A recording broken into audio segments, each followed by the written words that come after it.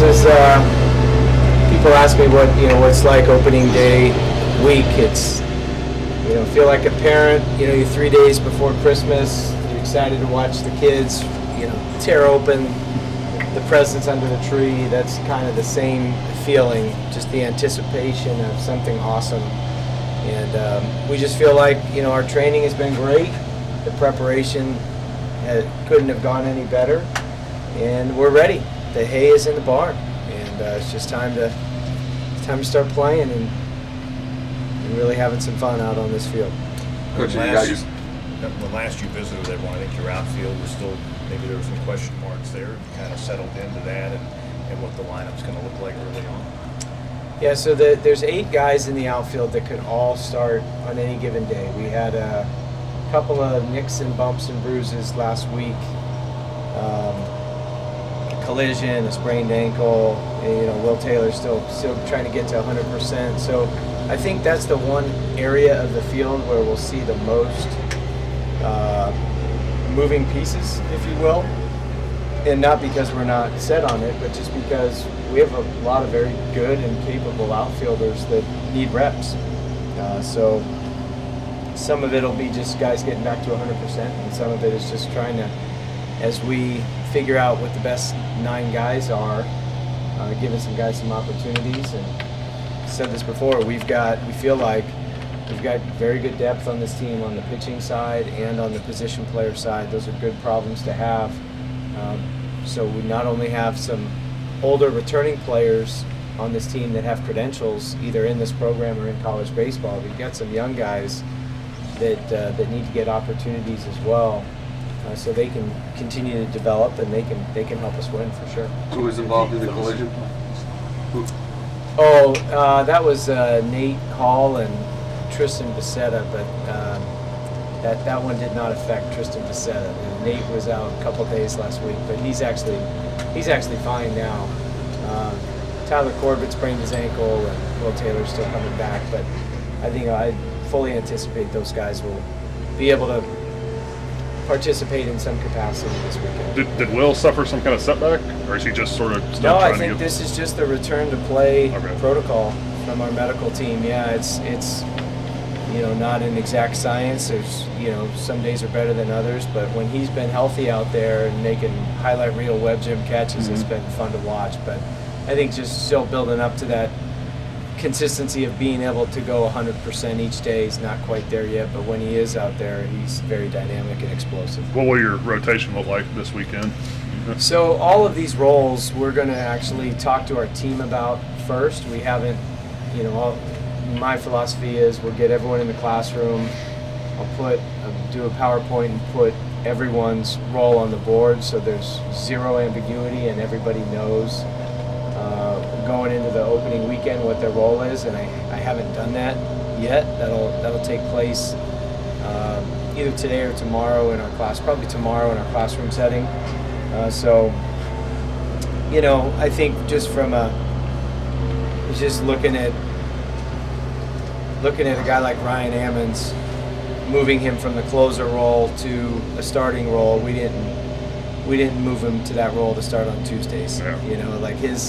His makeup, his character, his toughness, his work ethic, his leadership, that's the type of guy you want setting the tone every single weekend. So I would expect that you're going to see him on Friday. But we have the pitching staff this year where we don't need our starters to go 7 or 8 innings. We've just got enough depth where we may not need that guy to go through the lineup that 3rd time or the 4th time. And there's just a lot of really good pitchers. Coach Bellinger has just done a phenomenal job of getting all these guys to attack the strike zone. It's like embedded in their daily regimen of the best pitchers and best pitching staffs consistently pound the strike zone. And it's always known that about him, just playing his teams on the other side, but now seeing how he reinforces it on a daily basis, it's really good. Last season, the weekend starters, there's a lot of fluidity there. Do you expect that to be the case this year, or 2 or 3 guys kind of separated themselves a little bit, aside from Ryan? Yeah, I'd say there's probably 5, 6, or 7, depending guys that we are looking at in that starter role. And, philosophically, again, a guy like Tristan Smith very easily could start from a physical ability standpoint, but philosophically just never really put freshmen into that role opening weekend. We didn't do that with David Price at Vanderbilt, but if you were to say to me, hey, I bet Tristan Smith is going to be a weekend starter by the end of the year, middle of the year, I'd say, yeah, I could see that. But we've got a lot of veteran pitchers that, they've always had the stuff from the neck down. They've had good arms, good fastballs, good breaking balls, and now it's, just harnessing that stuff and being able to command it like they want to. And so they've made a lot of strides in that department. So hopefully we won't have, that fluidity, but it's college baseball and those types of things happen at times. But I've been very impressed with our overall pitching staff. So you're not naming an opening day starter, but you dropped a pretty big hint that it could be Mr. Reynolds. Yeah. Okay. When did that conversion to making him a starter begin? In the fall, or once you evaluated things after the fall? I think we just started discussing it in the summer. Just looking at, Ryan is one of our most talented pitchers, and just wanting to have him impact the game consistently as much as he possibly can. And we all know that a closer is a very important role, but there's times where you have such a big lead you don't need to get to the closer or whatever the case may be. So just getting one of our best arms to have that consistency of knowing that that he's out there week in and week out in the same role, and he's really taken to it. The routine is different for getting ready to pitch. Before it's like, hey, go get hot, you're in 5 minutes, and now he's got the full starters routine. But I think his mentality is the same. And the mentality is he's going to go out there and close the first inning, and then he's going to go out and close the second inning, and then the third, and do that as many times as he can. I think that's the right mindset, because that's one of his biggest strengths.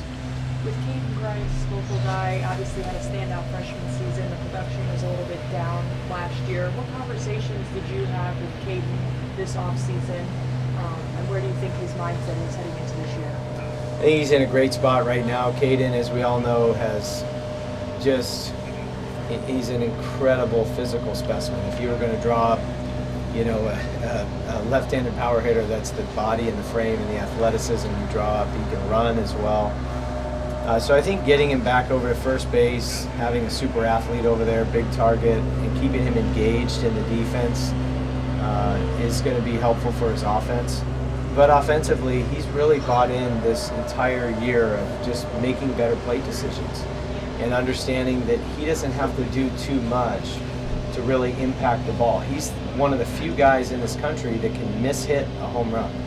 And so sometimes when guys like that, they try to overswing and overdo it, and things, the consistency and the quality of the contact can go down. But he's really bought into that, of just being super selective, and then he's really bought into the two-strike approach and just putting the barrel on it. Some of the most impressive at-bats I've seen this year in the fall and the preseason have been him with two strikes, of just simplifying, putting the bat on the ball. And it's amazing with a guy like that, with those long levers and that body strength.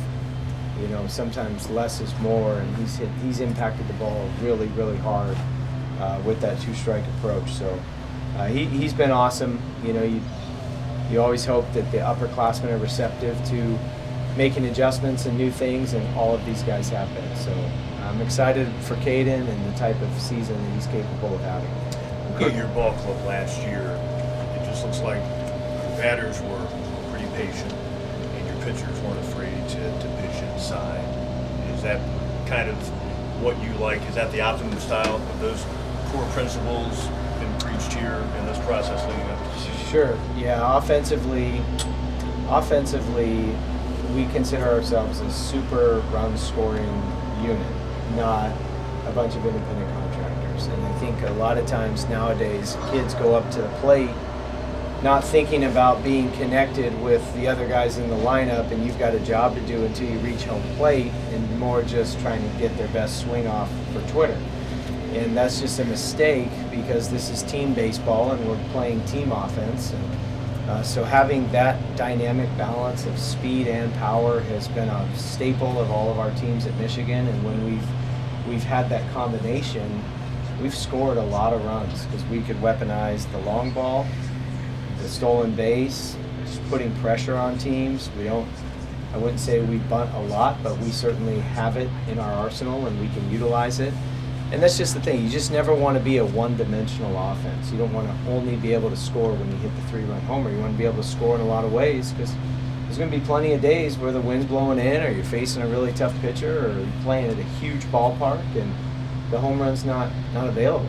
And so they've really bought into that idea of thinking more of the offense about scoring runs than about swings. And then from the pitching standpoint, I think you guys were up there among hitting batters, but that's not always a bad thing.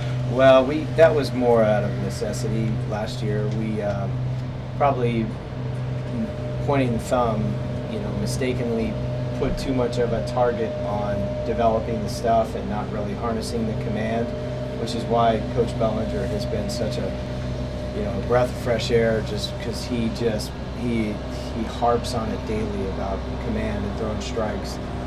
But it's very easy in today's age to get caught up in technology, and there's some bullpens that I've seen online. It looks like they're launching a rocket, not throwing a bullpen, and so it's just it's some kids get caught up in that, some coaches get caught up in that. I'd say we got caught up in that a little bit too much last year, more on developing the movement of the pitches, whether it was induced vertical break or horizontal break, more so than this is college baseball and command wins. And so we shifted at the end of the year and we're just going to pitch inside